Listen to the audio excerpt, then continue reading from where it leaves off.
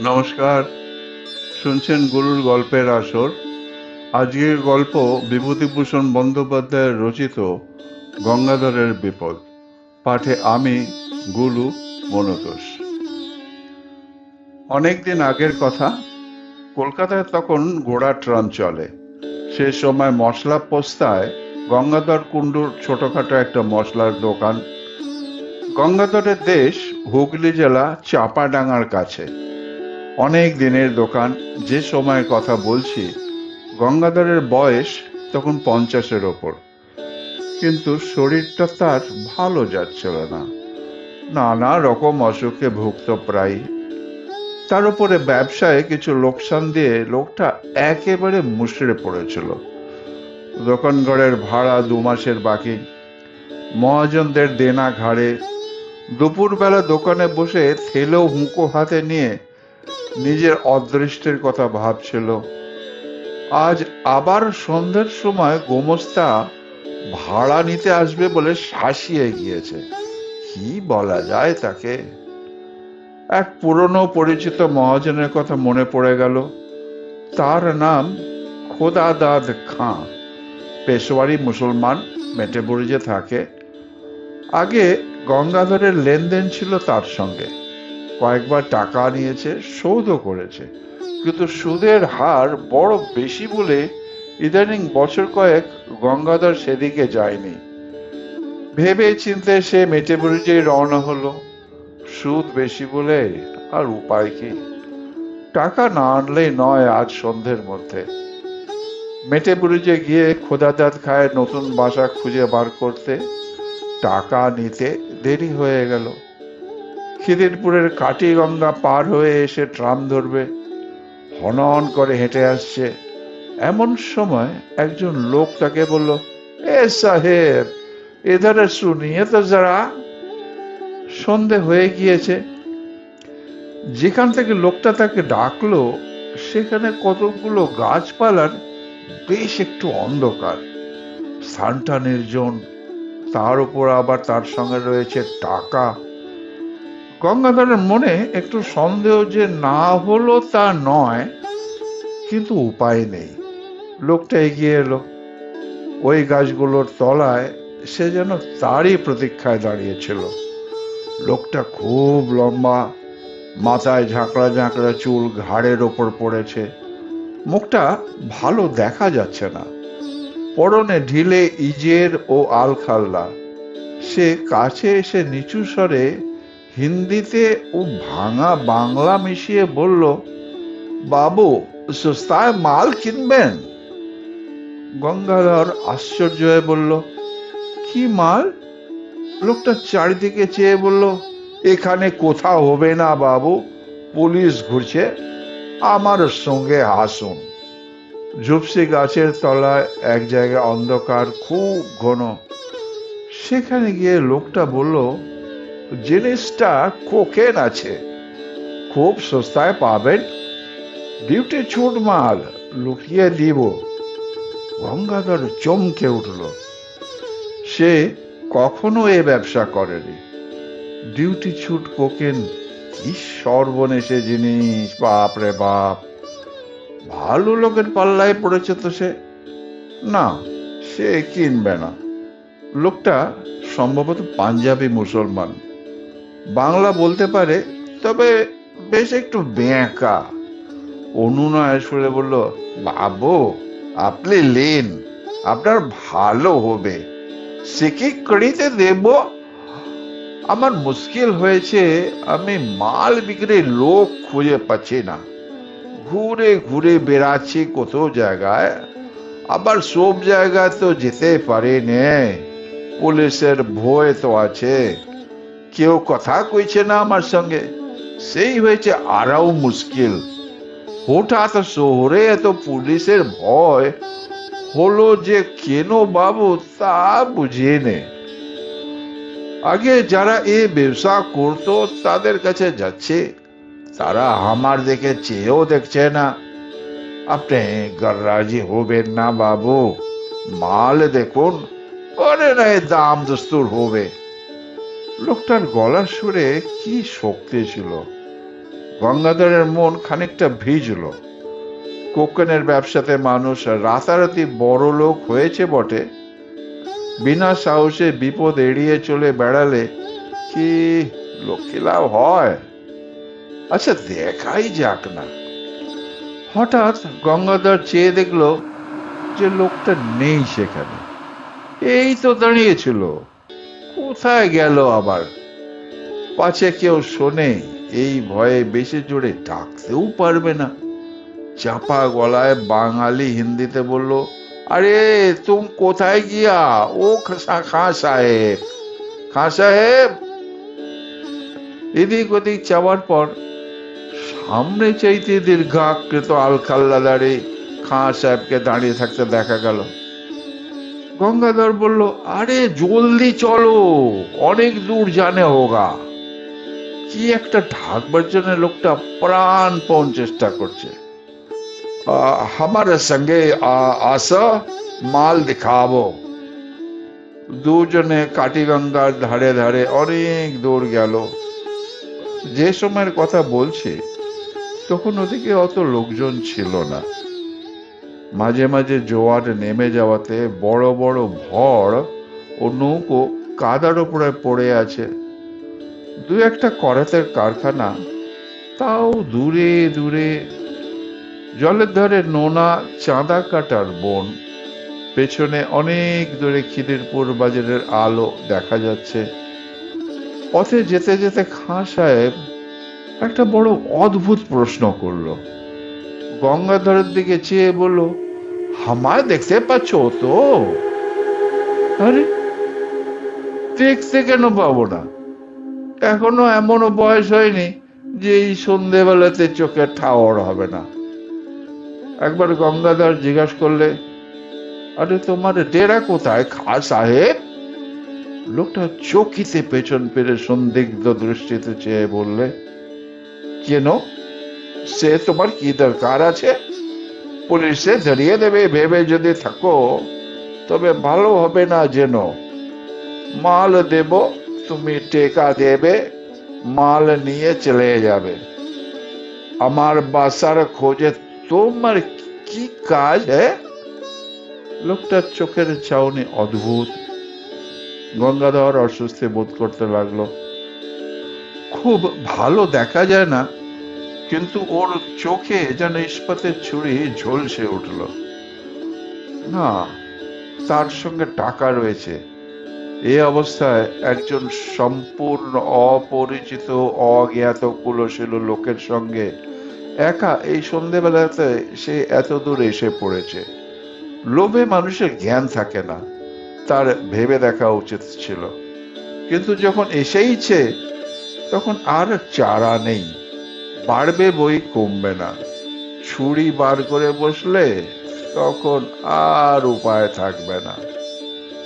অনেক দূর গিয়ে মাঠের মধ্যে একটা গোদাম ঘর, একটা গুঁড়ি পড়ে আছে গোদাম ঘরের দরজা থেকে একটু দূরে। তার উপরে গঙ্গাধরকে বসতে বলে লোকটা কোথায় যেন চলে গেল। গঙ্গাধর বসে চারিদিকে চেয়ে দেখল গোদাম ঘরের আশেপাশে সর্বত্র আগাছা আর অনুচ্ছ জঙ্গল। নিকটে কোথাও লোকজনের সারা শব্দ পর্যন্ত নেই। অন্ধকার হলেও মাঠের মধ্যে বলে অন্ধকার তত ঘন নয়। সেই পাতলা অন্ধকারে চেয়ে দেখে গঙ্গাধরের মনে হলো গুদাম ঘরটা পুরনো এবং যেন অনেক কাল অব্যবহার্য হয়ে পড়ে আছে।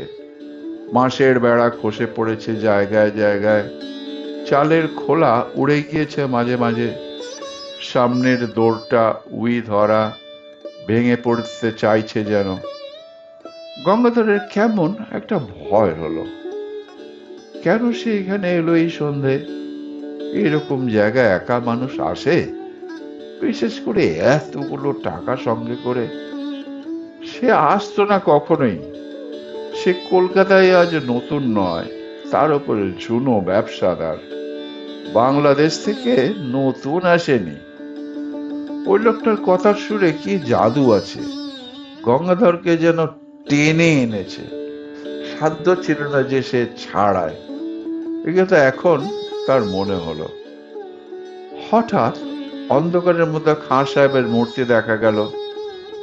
লোকটা যাওয়া আসা এমন নিঃশব্দ ও এমন অদ্ভুত ধরনের, যেন মনে হয় অন্ধকারে ওর চেহারা মিলিয়ে গিয়েছিল, আবার ফুটে বেরোলো। কোথাও যে সে চলে গেছিল এমন মনে হয় না। পাকা আর ঝুনো খেলোয়াড় আর কি। খাঁ সাহেব দৌড় খুলে গোদাম ঘরে ঢুকলো।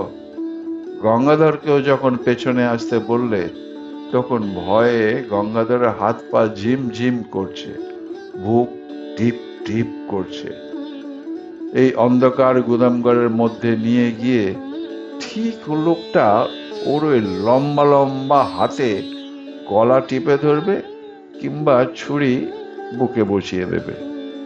এই ফন্দিতে এতদূর ভুলিয়ে এনেছে।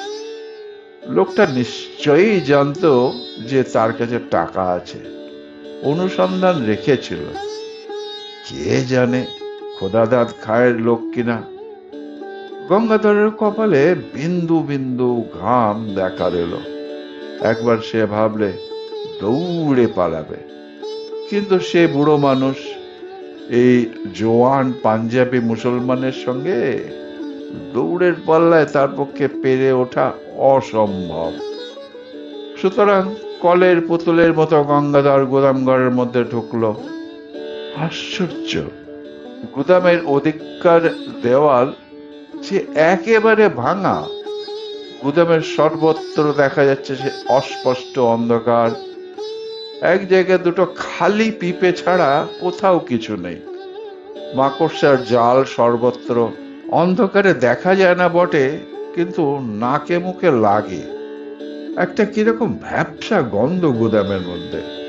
মেঝেটা ছ্যাঁতস্যাঁতে, কত কাল তার মধ্যে যেন মানুষ ঢোকেনি। এদিকে আবার খাঁ সাহেব কোথায় গেল? লোকটা থাকে থাকে যায় কোথায়?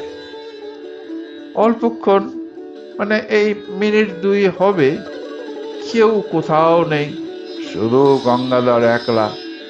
আবার সেই ভয়টা হলো, কেমন এক ধরনের ভয়, যেন বুকের রক্ত হিম হয়ে যাচ্ছে। এই বা কিরকম ভয়? আর গোদাম ঘরটার মধ্যে কনকনে ঠান্ডা হওয়ার জন্য একটা স্রোত বইছে মাঝে মাঝে। মিনিট দুই পরে খাঁ সাহেব এই তো অন্ধকারের মধ্যে সামনে দাঁড়িয়ে। হঠাৎ একটা অদ্ভুত কথা বললে খাঁ সাহেব। বললে, তুমি খালা না কি আছে? এই তো কোন কথা বলছে, শুনতে পাচ্ছ না? কথার উত্তর দিচ্ছ না কেন? ওকে যে জায়গায় আছে বললাম তা দেখতে পেলে? শাবলের চার দিয়ে তুলতে বললাম পিপে দুটো, হা করে সঙ্গের মতো দাঁড়িয়ে কেন? বারে, এত কথা কখন বলেছে লোকটা? পাগল নাকি? গঙ্গাধর কেমন ভ্যাবাচাকা হয়ে গিয়েছে। মুড়ির মতো দৃষ্টিতে চেয়ে বলল, কখন তুমি দেখালে কোকেনের জায়গা? কই তোমার শাবল? কথা বলতে বলতে গঙ্গাধর সম্মুখস্থ খাঁ সাহেবের মুখের দিকে চাইল। সঙ্গে সঙ্গে তার মনে হলো, তার বিভ্রান্ত বিমূঢ় আতঙ্কাকুল দৃষ্টির সামনে খাঁ সাহেবের মুখ, গলা, বুক, হাত পা, সারা দেহটা যেন চুরচুর হয়ে গুঁড়িয়ে গুঁড়িয়ে পড়ছে। সব যেন ভেঙে বাতাসে উড়ে উড়ে যাচ্ছে। খাঁ সাহেব প্রাণপণে দাঁত মুখ খামুটি করে বিষম মনের জোরে তার দেহের চূর্ণায়মান অণুগুলো যথাস্থানে ধরে রাখার জন্য চেষ্টা করছে, কিন্তু পেরে উঠছে না। সব ভেঙে গেল, গুঁড়িয়ে গেল, উড়ে গেল। 1 2 3 4। আর কোথায় খাঁ সাহেব? চারিপাশে অন্ধকারের মধ্যে সে মিশিয়ে গিয়েছে। একটা ঠান্ডা কনকনে বাতাসের ঝাপটা এলো কোথা থেকে।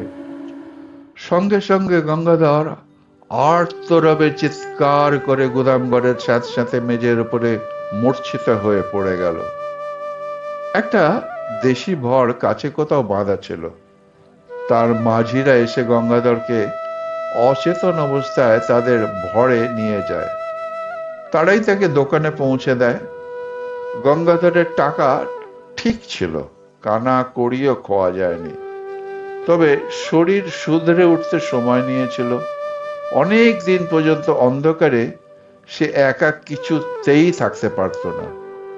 মাস দুই পরে মেটে বুড়ুজে খোদাদাত খাঁর কাছে টাকা শোধ দিতে গিয়ে গঙ্গাধর টাকা নিয়ে যাবার দিন কি ঘটনা ঘটেছিল সেটা বলল। খোদাদাত খাঁ গল্প শুনে গম্ভীর হয়ে গেল। খানিকক্ষণ চুপ করে থেকে বলল, শাহজি, ও হলো আমির খাঁ। চোরাই কোকেনের খুব বড় ব্যবসাদার ছিল। আজ বছর 15 আগের কথা, রমজান মাসে বেশ কিছু মাল হাতে পায়। তক্তাঘাটের কাছে একখানা জাহাজ ভিড়েছিল, সেখান থেকে রাতারাতি সরিয়ে ফেলে। জাহাজের লোকের সঙ্গে সড় ছিল, কোথায় সে মাল রাখতো কেউ জানে না। সেই মাসের মাঝামাঝি সে খুন হয়ে গেল। কে বা কেন খুন করলো জানা যায়নি, কেউ ধরাও পড়েনি। তবে দলের লোকেই তাকে খুন করেছে এটা বোঝা কঠিন নয়। এই পর্যন্ত আমির খাঁর ঘটনা আমি জানি। আমার মনে হয় আমির খাঁ সেই থেকে ঘুরে বেড়াচ্ছে তার মাল বিক্রি করার জন্য। ওর পুরনো কোকেনের বাক্স হয়েছে দোজখের বোঝা। তা বাবু, সে গুদাম ঘরটা কোথায়, তুমি দেখাতে পারবে? গঙ্গাধর অন্ধকারে কোথা দিয়ে সেখানে গিয়েছিল তা আর মনে নেই। মনে থাকলেও সে কিন্তু যেত না। পথে আস্তে আস্তে গঙ্গাধরের মনে পড়ল পুরনো ভাঙা গোদাম ঘরের অস্পষ্ট অন্ধকারের মধ্যে আমির খাঁয়ের মুখের সেই হতাশ অমানসিক চেষ্টা করেও হেরে যাবার দৃষ্টিটা। হতভাগ্য, এতদিনেও কি বোঝেনি সে মারা গিয়েছে? কে উত্তর দেবে? ভগবান তার আত্মাকে শান্তি দিন।